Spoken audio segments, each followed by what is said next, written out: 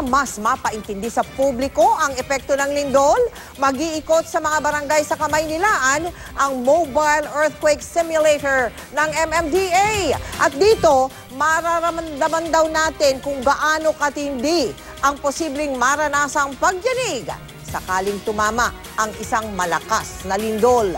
Nakatutok si Steve Dailisan.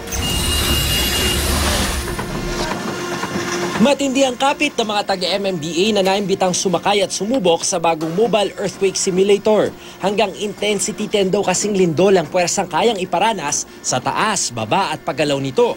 Pero di raw pagkahilo o pagkapit ang dapat matutunan ng mga susubok. Duck, hover, hold kung may mahawakan ka. Pero pagka ganon, at least ramdam nila yung... Actual earthquake experience yun.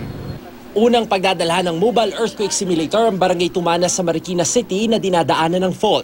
Emotions-wise, 50-50 emotions. Pero yung kung ano pang gagawin pag may nadaganan ng bato, nasugatan, nag-collapse yung bridge namin. Namahagi ng mapa at checklist para malaman kung gaano kahanda ang isang barangay sa pagharap sa sinasabing The Big One. Dito nga sa Barangay Pembo, Makati, may ilang residente na di alam na malapit pala ang bahay sa fault.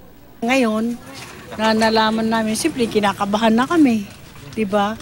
Saka siyempre yung mga anak ko, sasabihan ko na sila. Maghahanda na kung anong madadalaw, lilikas. Ang markang tulad niya lang kinatatakutan ng marami sa mga residente ngayon. Indikasyon kasi na yung kanilang mga tahanan, yung mga strukturang malapit sa kanila, dinadaanan ng West Valley Fault. Medyo kupas na yung pintura. Kaya ang gustong gawin ng mga opisyal ng barangay, gawing naghuhumiyaw ang kulay, hindi para idiin ng takot, kundi para pag-ibayuhin pa ang mga gagawing paghahanda. We will be enforcing marking kasi hindi yung para magtakutan. We are preparing them emotionally and physically. Sa Muntinlupa, nagsagawa naman ng earthquake drill kanina upang ituro ang dock cover and hold sa Barangay Poblasyon, ang isa sa 8 barangay na dinadaanan ng fault. 15 subdivision daw kasi ang nandito. Ongoing naman po yung tinatawag nating infrastructure audit. Likewise, yung mga identified namin na mga medyo vulnerable na mga structure, inaalam namin at double check together with the City Engineering and Building Office kung yung kanilang structure is sound, engineer sound pa. We are trying to mitigate na mapababa pa yung estimated na bilang ng MMIers when it comes to casualty. Sa Quezon City naman, di raw mapilit ng mga lider ng barangay na lagyan ng marking yung mga naninirahan sa mga exclusive subdivision. Steve Dailisa, Nakatutok, 24 Oras.